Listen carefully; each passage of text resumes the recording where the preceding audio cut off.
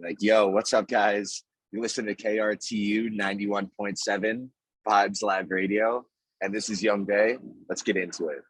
Yo, good Yo. evening, San Antonio. Thank you all for tuning to another episode of Vibes Live Radio. Right here on Hey. 91.7 KRTU Indie Overnight. And tonight we have a very special guest in this studio of ours, originally hailing from the magical land of Portland. He's a man of refined tastes, a future funk pioneer, and one of the most innovative music producers in the music industry at the moment. He captures the essence of groove with his music, and he fuses sounds that range from smooth jazz, funk, old school hip hop, Japanese city pop, Motown, and that Studio 54 disco.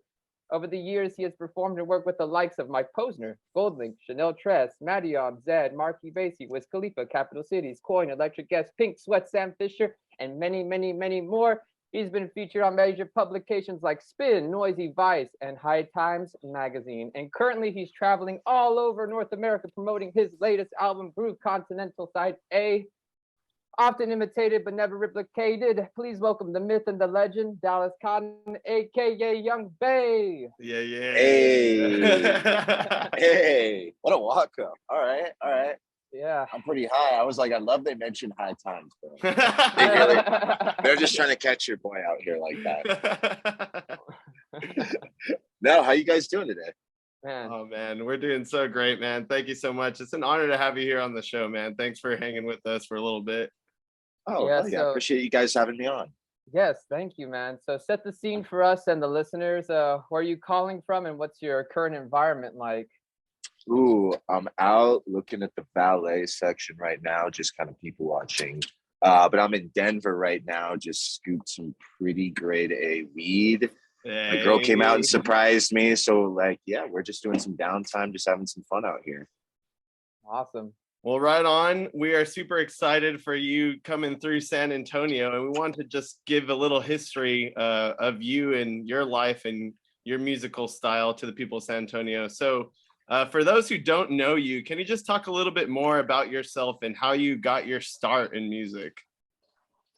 Yeah, I mean, it was kind of an odd start. Like I was going to school for a bit at Oregon State, went for like 3 months, and I was like, wow, this sucks. And then just withdrew myself and then started working like a day job. I was pushing carts at Costco. And then somebody showed me Ableton and just kind of started like fidgeting with it. And I was like, oh, this is pretty sick. And then kind of tapped into the sampling game a little bit. Didn't like grow up on a lot of that stuff either. Like did piano for maybe like 1 or 2 years lessons. And like when I was like maybe 13 or so, and I was like, wow, this is for nerds. And I was like, I'll never use this, Dad. Loser. And sure enough, I'm like, I get that rubbed in my face every time I go home. But it just kind of started like as a hobby ultimately. And it was one of those things where it was like Bandcamp was very prevalent, just like really going at the time. And I ended up making a mixtape in like week or two, calling it Bay. Just throwing that up, and it kind of did its thing and just kind of immediately hit the top of the charts and just kind of stayed there for a while, and just remained like super downloaded, just like had a ton of traffic, and it just kind of spiraled from there. And then yeah, I guess like the next like big jump from there was like when I signed the label deal with Sony, and then it was like Bad Boy really started doing its thing, which was like when I have with Baby No Money. And that was like another like massive turning point, you know? So and then now we're just kind of out here on the road promoting a new album, like you guys said. Yeah, and that's where we're at now. So when are we going to get that Kirkland signature exclusive mixtape for the Costco shoppers and chicken baked fanatics alike? You have no clue. My dad just got me 2 Costco hats for my birthday. I was like, all the homies have been dying to get one of these. Like, you know what? We may have tryouts, best friend tryouts right now. Dang. So definitely you've creatively come a long way since your first mixtape back in 2014, Bay. Honestly, it's a cult classic, but it's just an absolute banger of an album, and you're definitely no longer pushing carts at Costco. But how would you describe your own development as an artist over the past couple of years? Yeah, I mean, it feels like during like lockdown ultimately is where I just kind of like, especially with shows being gone, I was like, okay, now I can kind of focus and like not have to get up and drop what I'm doing, and I can really hone in on my craft because I always wanted to kind of elevate the sound because I was always so deeply rooted in sampling and Mhm. everything that came with that world and the future funk and the vaporwave. So it was one of those things where I was like, okay, how can I take this concept of sampling and kind of elevate it, but still stay true enough to me and kind of keep it, you know, one foot dipped in that scene, but also like the other part of me wants to elevate it. So I started kind of just writing out like all these, you know, ideas, melodies, whatever. Would like build it all out in contact with like super just plastic sounding garbage instruments. And I started tapping into sample replay guys. So I would just make my own samples completely, and they do with live instruments. I'd have the stems. I'd be free to do with it what I want. And obviously, I have like other racks where I stack like little one shots from Splice, and I make samplers out of that. But it's kind of like this combo of like analog, but also the real live thing too. You know, especially with disco, it's like the horns, the bass, the guitars, all this stuff. It's like it's very hard to replicate that in like analog format or just like in Ableton. As much as you try, you just can't really get that dirt or just kind of that grit that I personally love. And kind of like the sample world and just like how beat up it sounds. Like I want the music to sound like you guys went and dug this out of the 10-cent bin, you know, like it's a little crusty, but it's got that warmth to it. So I was like, how do we do this? And I started tapping into the sample replay guys because we were already actively clearing samples, and replaying it makes it infinitely easier for the label. So yeah, I was like, okay, let's kind of work this system backwards, and ultimately that's where the first half of the album ended up. And you know, I'm trying to gear the second half of the album to have zero samples at all. Um, so yeah, it's been like a really fun learning process. It was trickier for me, kind of learning how to mix it down, and I still treat everything like one giant sample, like it's still day one for my Bay mixtape. Like I condense everything into one long sample, and then just work off that, do my classic, you know, random side chain and whatnot. So it still like feels like I'm working the same way I always have.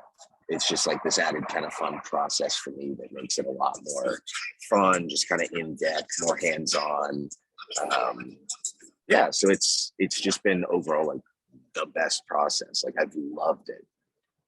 No, it's amazing. Like I truly think your music captures like a specific time, and then even the latest material, it reminds you of like early 2000s, like French house type of music. Yeah. It's so like wonderful, and especially with the digital Mirage set, I thought I don't know, I think I could hear a fusion of like some of the old stuff that you were doing, and then just, you know, showing a bit of the future. And man, that made my 2020 just saying that off the bat. Oh man, I love that. Yeah, the flip of the Willy Wonka song. I can't, it escapes me. I know we're playing that. Yeah. I've been playing that at every show. Your We're teasing that one imagination. out super hard. I know I have a new like extended edit for it too, like orchestral intro for the live show, everything. It's super pretty. Super Y'all exciting. hear it. It's like, come see this, bro. No, definitely, definitely. So you do experiment with a lot of different flavors from exotica to disco, but do you have like a ritual or something you typically do before you get into like your music making process, or before you get into that zone, if you will? Mm, there's like not too much that goes into it. Like for me, like I genuinely dislike looking out of like the label studios and everything. And even like Mhm. when I have my own setup, I'm just like, I don't like this. Like I'm like, I like to be mobile. I like to work on the couch, like off like the most of the album was, I'd say like 90% of it is produced off the MacBook speakers, Oh just like wow. sitting on my lap. Cause I'm like, that's the mix down I know best. Like acoustics wise, it sounds terrible, but I'm like, again, it's something I know best. And it's like, that's how I've always worked. And it's like, for me, it's the only way I can determine if I love a kick is if I'm hearing it off the MacBook speakers. And I'm like, okay, it doesn't sound terrible. So it's like little I love nitpicky things like that. that are part of my ritual, I'd say. Um, but usually it's like, yeah, I just love to be at home. Like I chill with my cats, grab a smoothie, just like throw on Sopranos in the background and just like work on future funk. And it's Yeah. like, yeah, and it's like digging's like half the process for me too, as well. Like I love the ritual of that still, just kind of like even though I'm not, it's like I'm genuinely not sampling anywhere near as much as I normally would be. Like I'd say it's a good like 15% of the time I'm looking at samples, but like, or like I'll actually use samples. But I still love the ritual of just like digging for music and kind of getting inspiration and like especially like we were saying, like the exotica stuff, like I tapped into that super heavy and just kind of anything like 60s or just whatever that retro futuristic idea of what the future looked like to them and kind of how it sounded to them. I found it super fascinating. That's why I did like the first track, Exotica by Bay. And so that's been like a huge part of my process too, is I've tried to almost like gear less away from like the 70s and more my sound like almost more 60s, late 60s, kind of early 70s, and kind of blend that and just kind of gear my whole world around that. Cool. So we will also wanted to just congratulate you on Groove Continental Side A. It's a classic, instant classic, and it's just been 3 years in the making. Truly a euphoric listen. The album has some pretty dope features from Earth Gang, Pink Sweat to Chanel Tres and John Batsy. What was it like working with these incredible artists on this? Dude, it was honestly a blast because it was like the idea of like most of those features had never really crossed my mind. Like I'm honestly just like not that tapped in the forefront of like what's going on currently music wise. Like I love a lot of the pop stuff, like massive Ariana fan, like hell yeah, love her stuff. But it's like that's about it. Otherwise, if it's like not in my Spotify, I'm not that tapped in. So it was like once we signed and had like these A&Rs kind of throwing these other ideas and just kind of hypothetical collabs and whatnot, I was like, okay, like this is pretty cool. And it's especially stuff like I had like AWOL Nation on the album, and it was like, yo, I was like, this is a guy I was listening to in high school. Like this is bonkers, dude. Um, and it's like same with like shit, who else am I thinking of? I mean, it's even like people we have on tour now. I'm just like, well, like Neon Indian, Washed Out. I'm like, these are dudes I was listening to 10 years ago driving to high school. Like this is nuts. But it's also, it was like all these other names where it was like John Batiste was on there, and that was like a really cool one to work with him and just get his vocals on it. And it wasn't even like an idea that crossed our mind or like something we planned either. Like even like with the Grammys, I wasn't that tapped in. I was just like, wow, I rock with this dude's music. Like it's good. I'm like, that's about it. You know, I mean, it's like most of the album, like there's a couple big names on there, but they're like genuinely people that I had listened to, like, but it hadn't like crossed my mind. Like all those were kind of on my A&R that were like, yo, what if we tried this? And I was like, all right, I guess, like whatever. And most of them, it wasn't really in their comfort zone or like lane or anything. So it kind of, I think it created like kind of this magic where it's like everybody like almost is out of their comfort zone, but they kind of push themselves to kind of make it work. So it's kind of fun to see. And it was like a lot of the top lines too. We like, I'd had ideas written out and whatnot. But it was like ultimately we ended up letting them just kind of do their thing, and it was like really fun. We were like we leaned towards whatever they did, you know, which made it way cooler for me. And I was like, wow, I didn't expect this, but I love it. And you said you put a lot of emphasis on original songwriting in this album, right? Yeah. And so what? So did you like play bass? Did you play guitar? Like, can you talk a little bit about your creative choices and what you wrote and what you sampled? Yeah, I mean, it was like a whole plethora of things. Like one thing, my cats appear on the album a couple times. They're like really hard to hear, but I use them as like they're on Exotica by Bay. Like I'll use that for like the primary example. That and 60s Spy Shit is like another one, where it was like all of that is completely 100% original. There's no samples in those. Like if there are, we replayed it, reworked it, interpolated it, and made it like super minute. But like Exotica by Bay, for example, like that one starts out with just like those are all contact strings, and then we replayed them into real ones. But that all started out as an idea I had with Electric Guest and like I think it was Tim Atlas as well. And we were playing bass on that. He was playing guitar. I ripped bass, and then kind of like I do different passes at bass because I'm terrible at it. So I do like I track it like vocals and just kind of pick up everything as I can, and then I just kind of chop from there and treat it more like a sample style. because I had way more fun with that. So it was one of those things where I had this other bass line, ended up just like chucking it at halftime and then replaying that one because I liked it more. And then we ended up like speeding up the track just like as we were adding more stuff. Like it's like we added all the piano. That's like an upright in my apartment that's like super detuned. Nice. Got like someone to do the harps, got someone to do like all these horns, and then it's stacked with more like splice horns.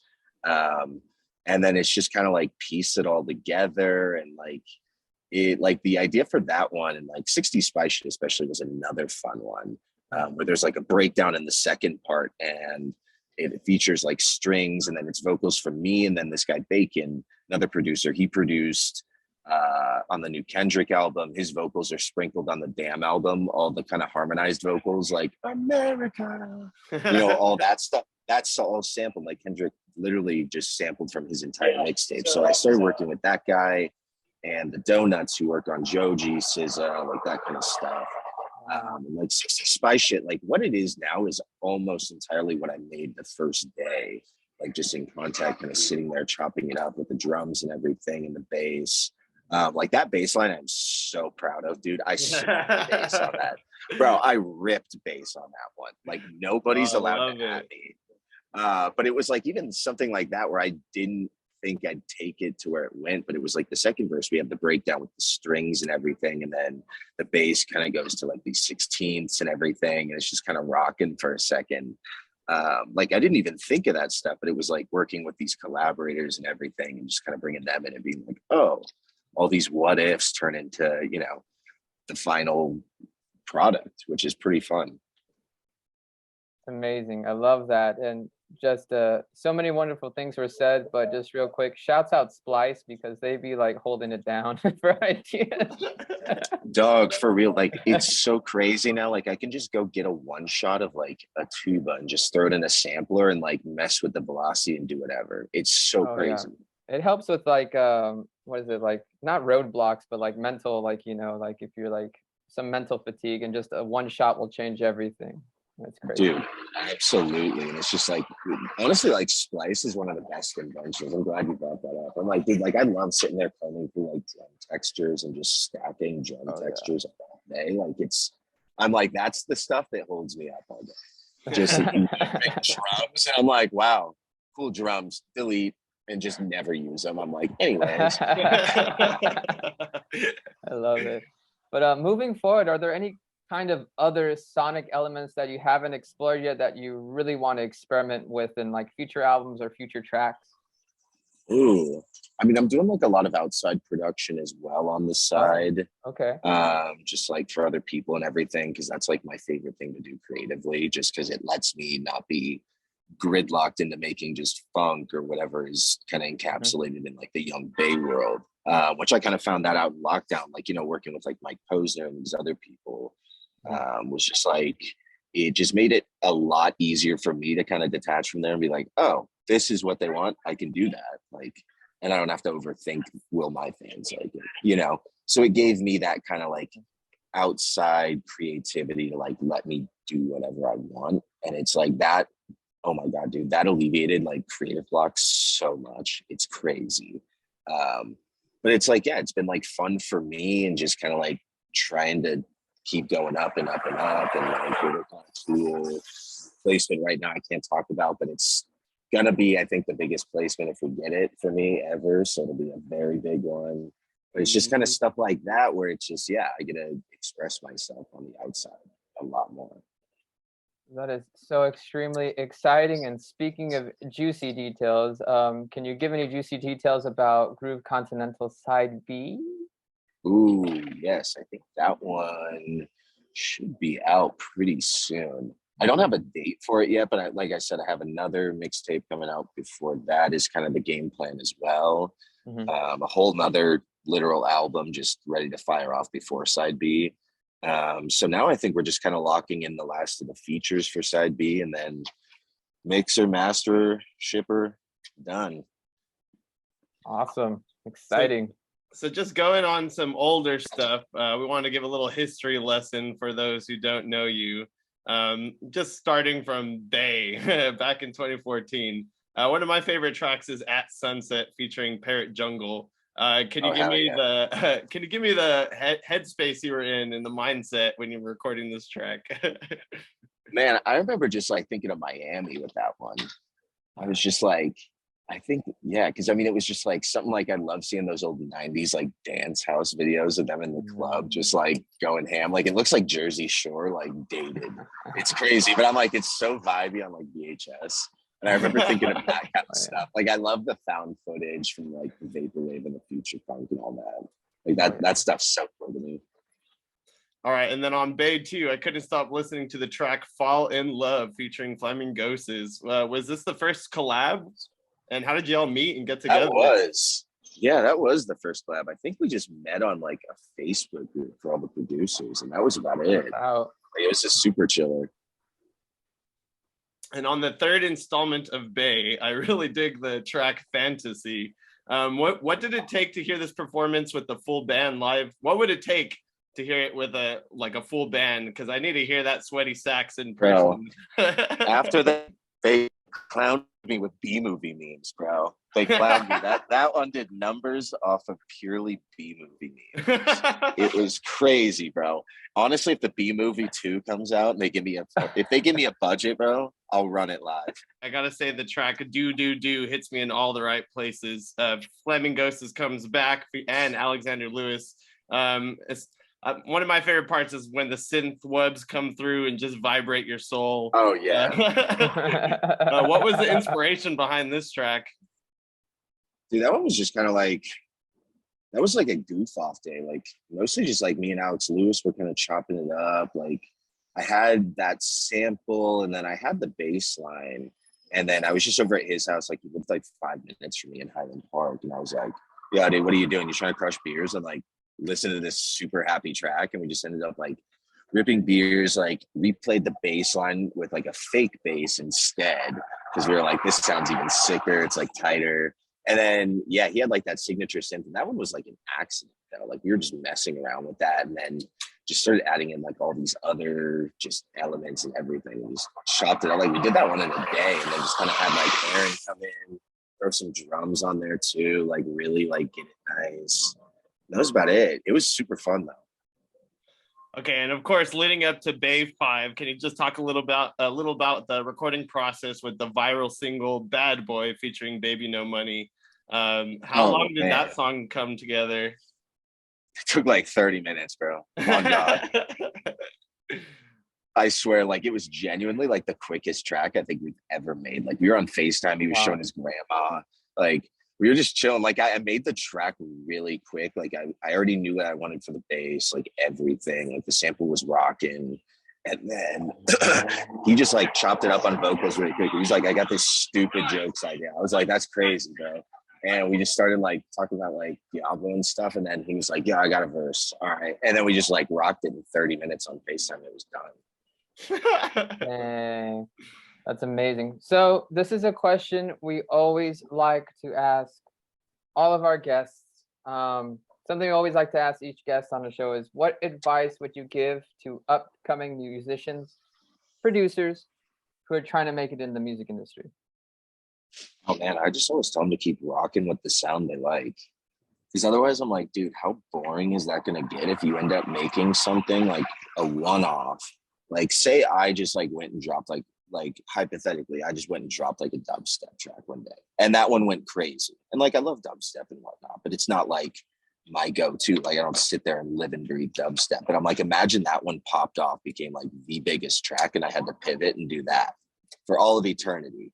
You know, it'd be like a little hard to kind of come back from that. So I'm like, and I'd just be locked into making something I didn't want to make, ultimately. And I'm like, I've always just like, there's definitely been a couple times where I've wanted to stray from like the young bass sound, but it's like ultimately I've just kind of tried to stick with what I know and love, and just like what the fans love and what resonates with them and with me the most, and like just kind of stay like true to what you really like, and that it'll make it, I think, a lot more fun, a lot easier. Like that, if you're making something you don't want to make, I'm like, that's creative block or whatever.